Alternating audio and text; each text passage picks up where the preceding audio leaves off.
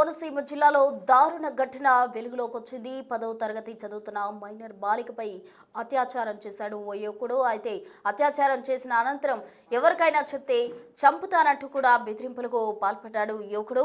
అయితే ఈ ఘటన ఆలస్యంగా వెలుగులోకి వచ్చిందని చెప్పాలి. బాలిక ఇంటి సమీపంలో ఉండే కలడి సతీష్ బాలికపై అఘాయిత్యం చేశాడు. 10వ తరగతి చదువుతుంది ఆ బాలిక. అయితే బాధితురాలని తన ఇంటికి తీసుకెళ్లి మైనర్ బాలికపై సతీష్ అత్యాచారం చేశాడు. ఎవరికైనా చెప్తే చంపుతానంటూ కూడా బెదిరింపులకు దిగారు. హైదరాబాద్లో బాధితురాలి తండ్రి నానమ్మ ఉంటూ ఉన్నారు. అతకు ఆరోగ్యం బాగలేని కారణంగా ఆమెను చూసేందుకు ఈ నెల 10న హైదరాబాద్కు వచ్చింది బాధితురాలు తల్లి. 11వ తేదీ అమ్మాయి కనిపించడం లేదని తల్లికి ఫోన్ చేశారు. ముమ్మిడివరం పిఎస్లో బంధువులు ఫిర్యాదు చేశారు. అర్ధరాత్రి తనిఖీలు పోలీసులు చేసిన సమయంలో తెల్లవారుజామున 4 గంటలకు పాప ఆచూకీ అనేది లభ్యమైంది. 13వ తేదీ హైదరాబాద్ నుంచి ముమ్మిడివరం తల్లి చేరుకుంది. అసలు ఏం జరిగిందని పాపను ఆరా తీస్తే ఏడుస్తూ అసలు విషయం బాధితురాలు చెప్పడం జరిగింది. తన కూతురికి ఇలా జరగడంపై తల్లి ఆవేదన వ్యక్తం చేసింది.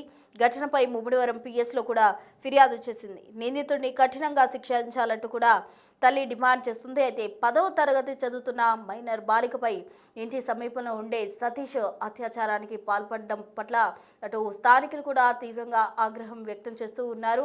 మైనర్ బాలిక కావడంతో ఆ పాప తల్లి అడగగానే చెప్పింది విషయం. తల్లి వెంటనే పోలీసులకు ఫిర్యాదు చేసింది. నిందితుడిని కఠినంగా శిక్షించాలి, తన పాపకు ఇటువంటి సిచ్యువేషన్ రావడానికి కారణమైన సతీష్ను విడిచిపెట్టొద్దంటూ కూడా తల్లి డిమాండ్ చేసిన పరిస్థితి. అసలు తన బాలికకు ఇటువంటి సిచ్యువేషన్ క్రియేట్ చేసిన సతీష్ను ఏం చేయాలని తల్లి చెప్తోంది. అసలు కుమార్తెకు ఈ విధంగా జరగడం పట్ల ఆమె ఏ విధంగా రియాక్ట్ అయ్యారు అన్నదానికి సంబంధించి ఆమె మాటల్లోనే విందాం. అదే నేను మొన్న 10వ తారీఖుని 12/25 నుండి హైదరాబాద్ వెళ్ళానండి మా ఆయన దగ్గరికి అండి. మా అత్తయ్య గారికి ఒంట్లో బాగలేదంటే అండి చూడడానికి.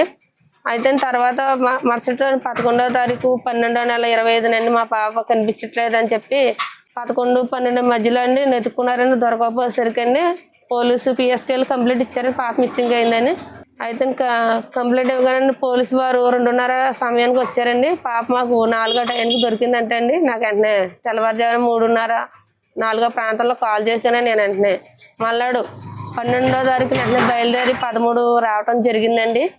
వచ్చిన వెంటనే ఏమ్మా ఏమైందమ్మా అని అడిగితే ఇలాగా కాలాడి సతీష్ అనే కుర్రాడు నన్ను ఇలా చేసాడమ్మా, బెదిరించి మాట్లాడతానని చెప్పి పిలిపించి నన్ను వాళ్ళ ఇంటికి తీసుకెళ్ళి ఇలా చేయడం జరిగింది.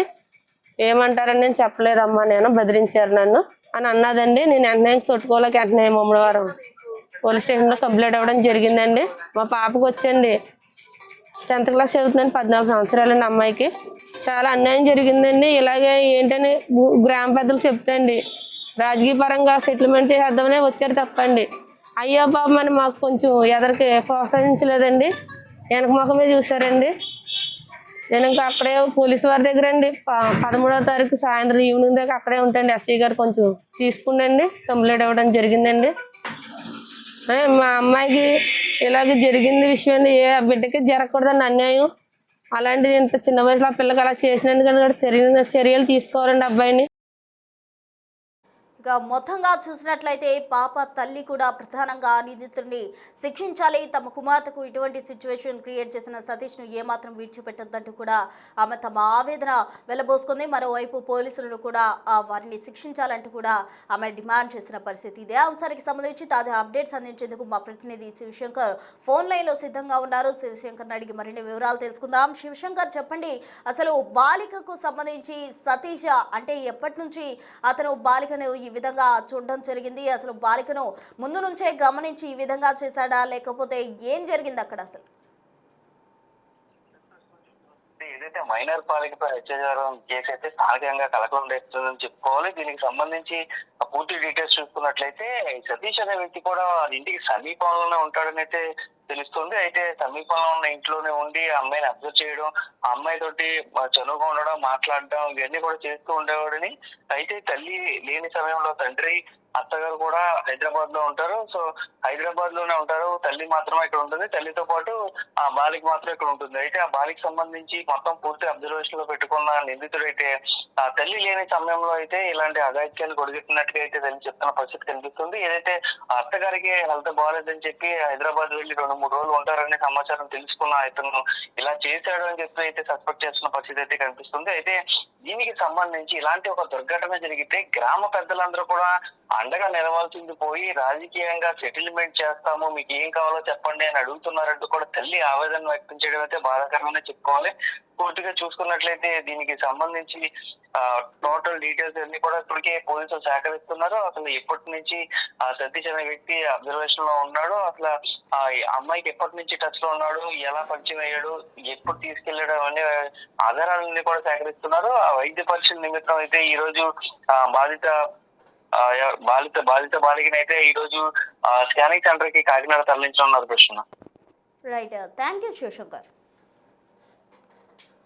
ఇక మొత్తంగా అయితే బాధితులపై కఠినంగా శిక్షించాలంటూ కూడా, నిందితుడిని కఠినంగా శిక్షించాలంటూ కూడా బాధితురాలి తల్లి ప్రధానంగా డిమాండ్ చేస్తుంది. రేపు చేసే తన బిడ్డ జీవితాన్ని నాశనం చేశాడంటూ కూడా ఆమె వాపోయింది. అయితే ముమ్మిడివరంలో బాలిక అత్యాచార ఘటన తీవ్ర సంచలనాన్ని క్రియేట్ చేసిందని చెప్పాలి. చుట్టుపక్కల వాళ్ళు కూడా తమ పిల్లలను బయటకు పంపాలంటేనే భయపడే పరిస్థితి అక్కడ క్రియేట్ అయిందని చెప్పాలి. సతీష్ లాంటి యువకులను కఠినంగా శిక్షించాలంటూ కూడా అటు ఆ ప్రాంత వాసులు కూడా కోరుతూ ఉన్నారు. తన ఇంటికి తీసుకెళ్లి మైనర్ బాలికపై సతీష్ అత్యాచారం చేయడం మాత్రమే కాకుండా ఎవరికైనా చెప్తే చంపుతానంటూ కూడా తీవ్రంగా బెదిరింపులకు ఆమెను గురి చేసిన పరిస్థితి. దీంతో బాలిక భయపడిపోయింది. అయితే తల్లి వచ్చి ఆరా తీసిన క్రమంలో బాలిక సిచ్యువేషన్ ఏంటి, అసలు ఏం జరిగింది అన్న వివరాలు తల్లికి చెప్పడంతో తల్లి పిఎస్లో ఫిర్యాదు చేసింది. అనంతరం పోలీసులు కేసుకు సంబంధించి దర్యాప్తు వేగవంతం చేశారు. నిందితులపై కఠినంగా శిక్షించాలి అంటూ కూడా తల్లి డిమాండ్ చేసిన క్రమంలో పోలీసులు ఆ దిశగా సెక్షన్స్ కింద కేసు నమోదు చేయడం జరిగింది.